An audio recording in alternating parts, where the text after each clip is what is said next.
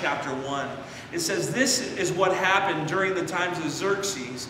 Xerxes ruled over 127 provinces, stretching from India to Cush. It's a big distance. It was over a lot of different lands. We're talking in the year 486 to 465 BC. So that's kind of the time frame we're looking at when Xerxes ruled. And notice it says, at the same time, King Xerxes reigned from his royal throne in the citadel of Susa. And in the 3rd year of his reign, he gave a banquet for all his nobles and officials. Now, notice this party he's about to throw.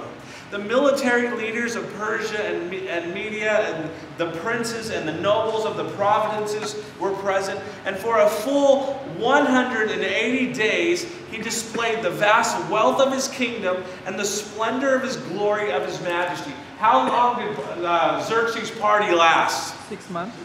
6 months. It was a big deal, right? It was huge.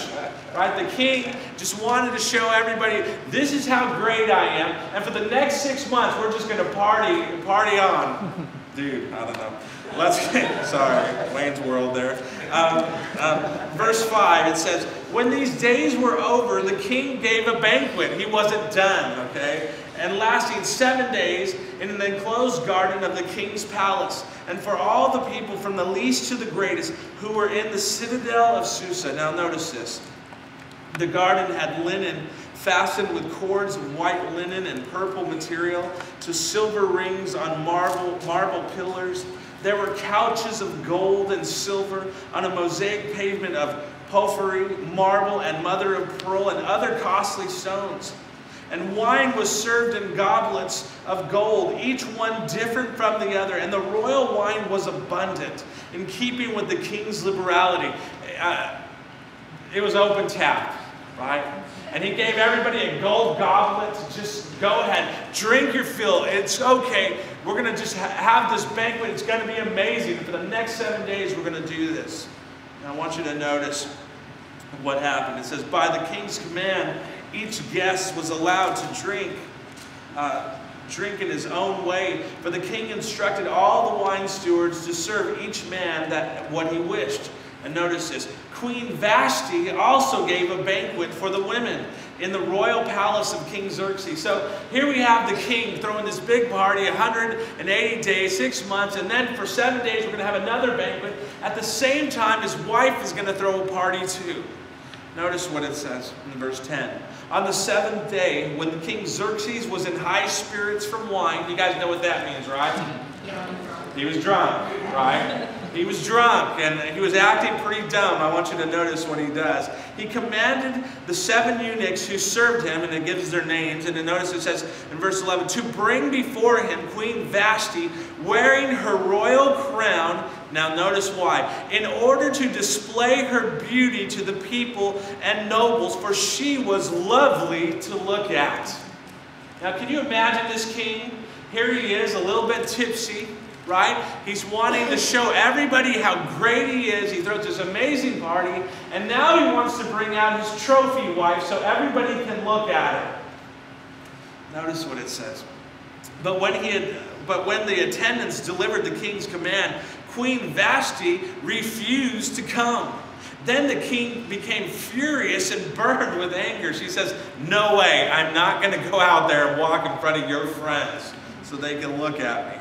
Since it was customary for the king to consult experts in the matters of the law and justice, he spoke with the wise men who understood the times and were closest to the king. It gives their names, and it says this in verse 15. According to the law, what must be done to Queen Vashti? He asked. She has not obeyed the command of the king, and the eunuchs have taken to her. Now notice this in 16.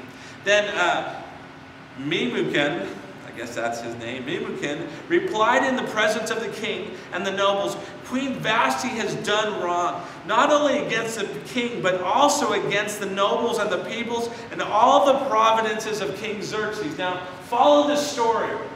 He has this big party. He wants to bring his wife out so everybody can look at it. She refuses, so he goes to all the wise people that he surrounds himself and goes, what should I do? She didn't obey me. The king was on a pretty big ego trip at that time. And notice what they said. the queen's conduct will become known to all the women, and so that they will despise their husbands and say, King Xerxes commanded Queen Vashti to be brought before him, but she would not come.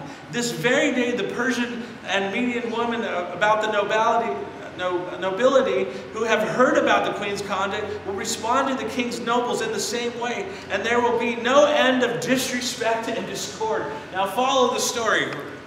He says, come to me. She says, no way. And his friends go, you know what? If you don't do something about this, all of our wives are going to get some courage because she refused the king, and they're going to start not listening to us. And these guys, they weren't very happy about that. In verse 19 it says, therefore, if it pleases the king, let him issue a royal decree, and let it be written in the laws of Persia and Media, which cannot be repealed, that Vashti is never again to enter the presence of King Xerxes. Also, let the king give her royal position to someone else who is better than she is. Get rid of her, king. Get a new wife. You know, that's going to teach her, and it's going to teach our wives, they better listen.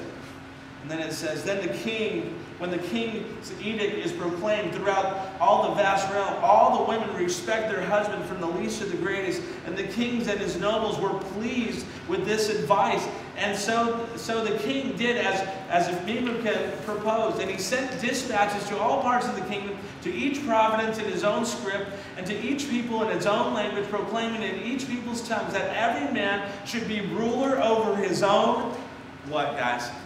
Household. Now think about this story. It's setting the scene for what's about to happen with Esther.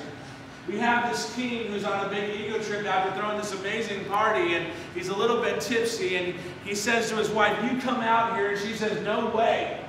And he says, well, this is what I'm going to do. I'm going to get rid of you, and I am going to find me a new wife. And so you find in chapter 2, and I'm not going to really get into this first part, but in chapter 2, he sends out this decree, and he has all the beautiful women from all the surrounding countries come right to his doorstep. And he puts them as a part of his harem. And he's thinking, out of all these women I've gathered from all around, I'm going to make one of them to be my wife. Now I want you to notice this. I want to focus on 3 parts of Esther's story this morning. I want to give them to you this morning, so you might want to write these down. 3 acts behind the story of Esther. And act 1 would be this. God is always working behind the scenes. Now, I don't know if you've noticed this or not, but there are many times when we don't really know what God is doing. Isn't that true? We don't really know why things happen the way they do. We don't really understand why things come in and out of our lives the way they do, why things happen. One thing that we can always be aware of, though, and know with confidence, is that God knows what He's doing.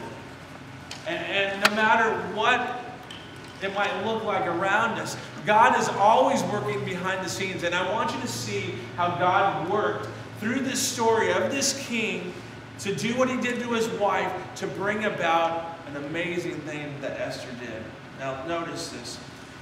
In Esther 2:5 on your outline, the Bible says, now there was in the citadel of Susa a Jew of the tribe of Benjamin named Mordecai, son of Jair, who had been carried into exile from Jerusalem by Nebuchadnezzar to the king of Babylon. And Mordecai had a cousin named Hadassah, whom he had brought up because she had neither father nor mother. And this girl was also known as Esther.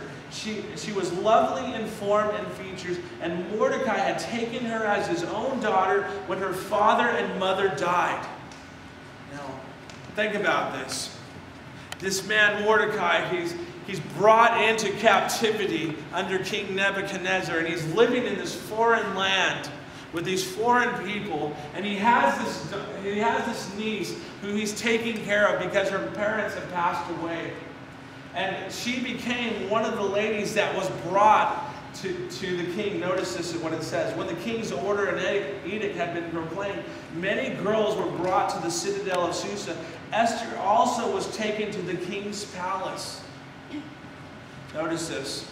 In Esther chapter 2, the Bible tells us that Esther was favored among all the women that was brought there by those who were in charge of the harem. And it goes on to say in verse 17, chapter 2, now the king was attracted to Esther more than any of the other women, and she won his favor and approval more than any of the other virgins. So he set a royal crown on her head and made her queen instead of Vashti. Now get this. We don't always know what God is doing, but he's always working behind the scenes. And we see this king who's on this ego trip, and he wants to make an example of his wife, and he gets rid of her. And there's this man who's brought from a whole nother country who has this niece who eventually becomes the queen next to this king. Notice what it says. Kind of changing scenes a little bit in Esther chapter 2. It says, during the time Mordecai was sitting at the king